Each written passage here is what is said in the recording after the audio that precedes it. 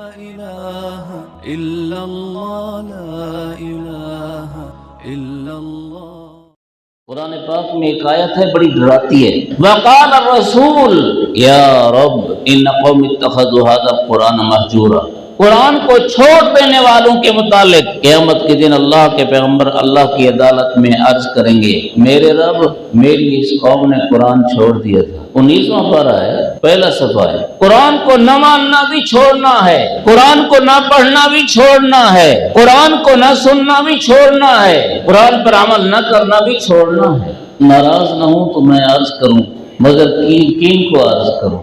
یہ چند آدمی آئے ہیں. یہ سب جمعے کا بیان یہ بھی قرآن کا واعظ ہوتا ہے، اسے نہ سننا بھی قرآن کو چھوڑنا ہے. اور سازش ہو گئی ہے بڑی موبائل وغیرہ کے ذریعے سے مسلمانوں کو دور کیا جا رہا ہے. تمہارے دوسرے مشاغل ہیں، بھئی تم فارغ نہیں ہو. مولوی کا تو کام ہے ہر وقت تقریر کرتے پھرنا.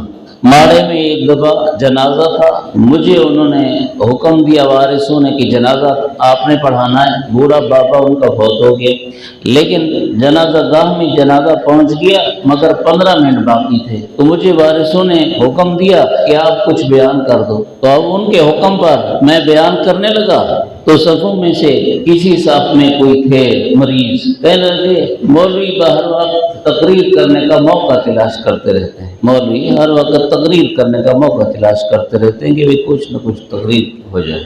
15 منٹ تو باقی ہیں، اگر اس دوران اللہ رسول کا قرآن اور فرمان سنا دیا جائے تو کیا ہوتا ہے؟